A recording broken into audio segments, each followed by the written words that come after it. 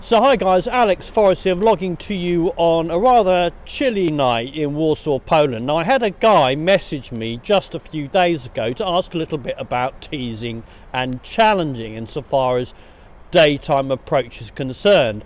I don't think I've fully drilled into this topic in as much detail as I possibly could during the course of my daytime approach basic series. So I'm just gonna slot this little nugget of dating wisdom before I get on to the main thrust of the text series and then the dating series, which is coming right up. So this, I mean, is absolutely critical.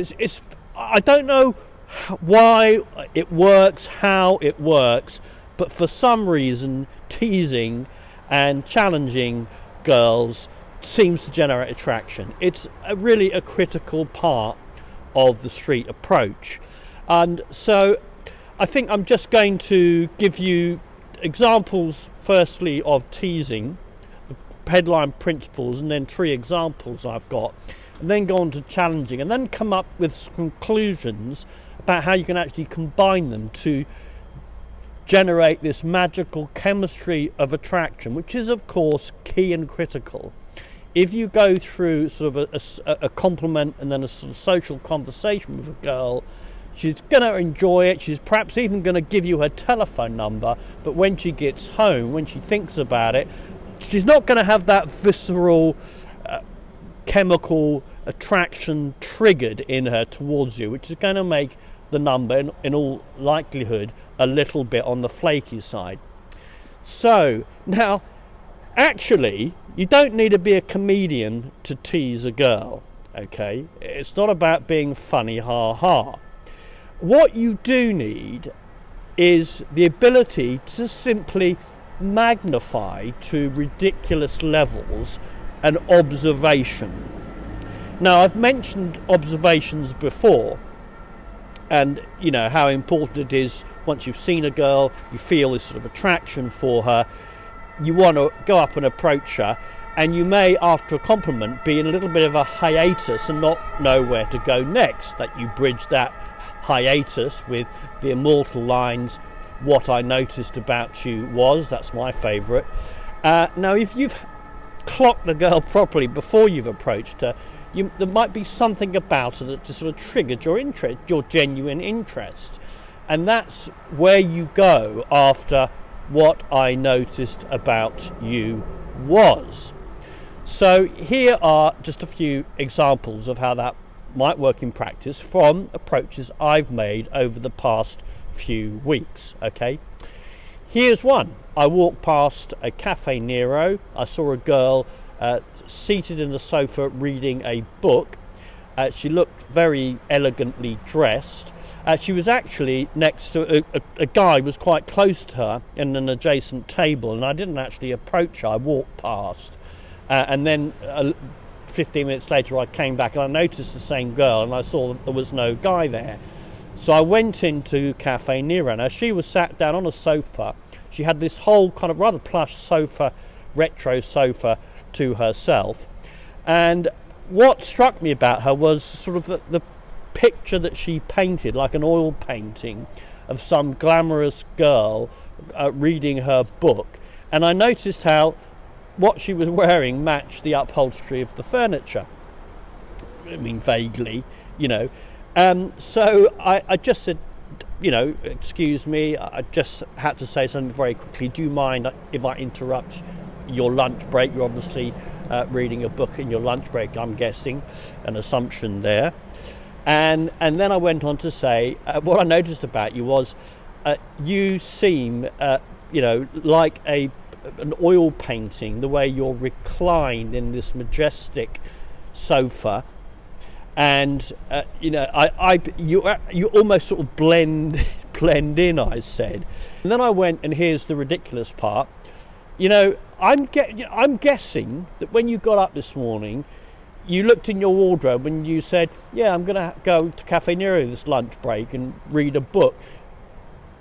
And you actually chose the items of clothing in order to suit the decor of a particular coffee shop that you're fond of. In fact, you probably, spend your lunch break surfing around the coffee shops in Warsaw, and every morning you colour coordinate yourself so that you're a perfect match with the furniture. And that's where I went with it. I made this observation and then I magnified it to ridiculous levels. Another girl had these mittens with strings attached, and I approached her in a shopping centre and I said, I paid her the compliment, all the usual stuff, and then I said, what I noticed about you was you have these funny mittens, and as you were walking along they were sort of dangling on the strings, and she burst into laughter. She said, yeah, that's so I don't lose them. She gave me a topic there, and then I magnified the topic. I said, okay, you're the sort of girl who, probably knits jumpers for her 15 cats, and you have a cottage out in the middle of the countryside, and you after work you get home, you get your knitting needles out, and you knit for Eastern Europe. And that's that's all you need to do. You're teasing in a playful, in a playful and a fun way. But notice how you are magnifying and making things ridiculous to extreme levels. Yeah, that is the simple key. I mean, you may see a girl with wearing a hat, and it's one of those sort of like rather Western-like looking hats, let's say, and you say, I saw you remind me of, a girl from the Wild West, like from 100 years ago. You're kind of completely retro. When I saw you, I almost imagined, a shootout at OK Corral. That old black and white movie? You would be a perfect extra for a period 50s Western movie. I can just see it. There you go. You exaggerate to ridiculous levels. In fact, are you an extra for Wild West movies? I don't even know if they make them any longer. So you just create this sort of fabulous fiction, which is designed to amuse yourself as much as it is to amuse her, and you just expand it and magnify it to ridiculous levels. So that's teasing. And once you have teased, don't go too over the top. You might just say, look, I like it, funky, I just have to come over and say hello, and then you can roll out an assumption. I'm guessing you're just chilling on a Wednesday afternoon with a good book. What are you reading? And then you can dial it down and start to look for perhaps a topic if she's not already given you one from the exaggerated, teasy observation. She might then give you a topic. In the case of this girl in the Cafe Nero, the plush sofa, she was reading Witcher in Polish. So we got into a conversation about fantasy, and I teased her and challenged her about that. So that's teasing. Now, where challenging is concerned, it's a way of eliciting from a girl the need to qualify herself. So when you say, look, you look particularly healthy and well tanned, it's the middle of winter in Eastern Europe, I bet you've probably just come back from a holiday in Sicily, haven't you? And she says, oh no, but she might say, let's say she says, I've been to Spain. And you go, Spain. Sounds a bit kind of hot and sticky, Spain. I've never really fancied it. And she, I love Spain. And then she'll start to try and justify why Spain is such a fabulous place.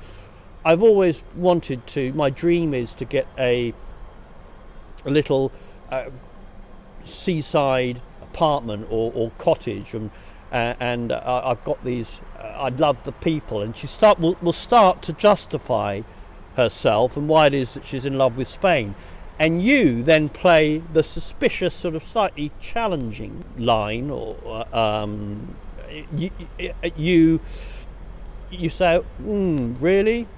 It sounds a bit dry and arid, and all you've got for company is goats and an old fisherman, and I don't know, it's a bit primitive. I don't think I could live in a country where I've not got a cafe near around the corner to get a decent latte in the morning. You can make it funny, or you can simply just challenge, and you simply just say, Spain. It's foreign, isn't it?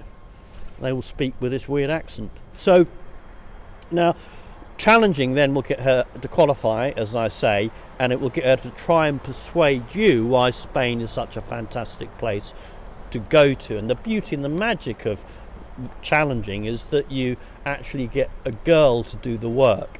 So rather than you doing the work, let's say in the case of teasing, creating these fantastic stories about her or assumptions about her, with challenging, you, if done right, you get her to justify and qualify.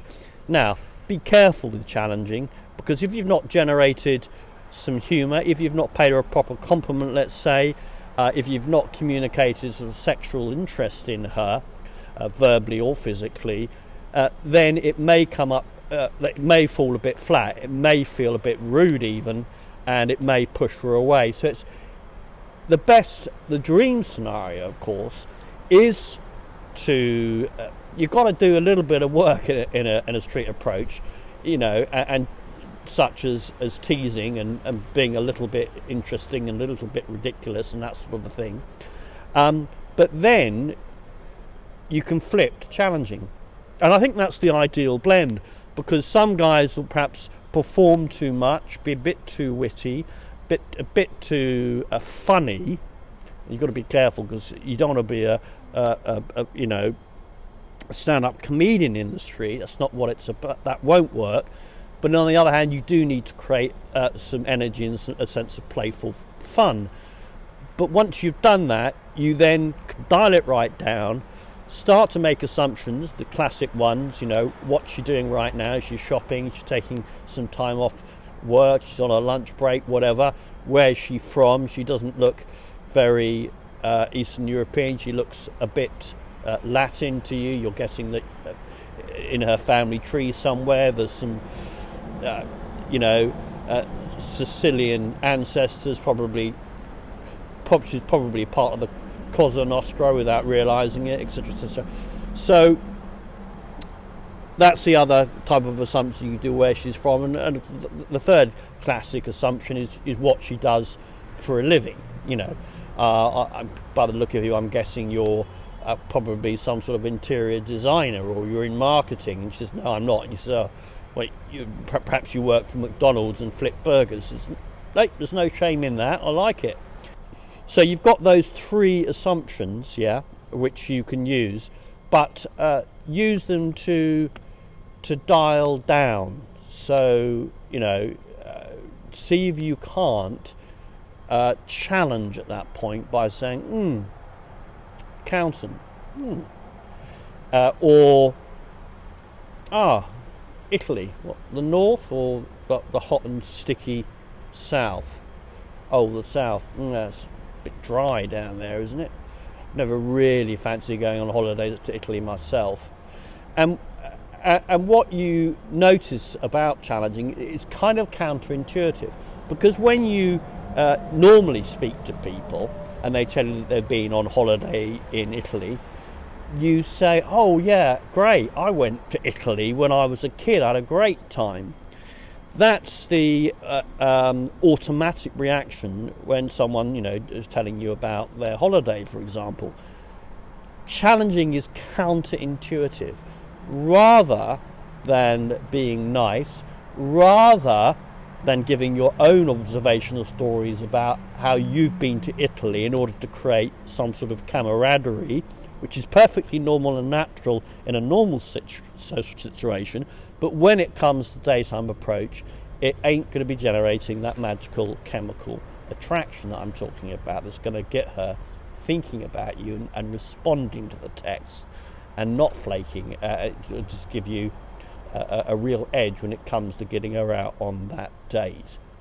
So there it is, teasing and challenging. I don't know why it is they work so well. We're men, we're not wired the same way. For some reason, They seem to signal some sort of an alpha confidence that women find particularly attractive. Okay guys, that's all for this evening. Look forward to vlogging to you in the very near future. Strap on your balls, chilly balls in my case. I'm standing out in the middle of a street in Warsaw on a freezing Sunday night. Stay tuned, and stay tuned for what will be a couple of vlogs on the texting game before I then get into kind of the far more interesting and exciting arena of what to do on a date.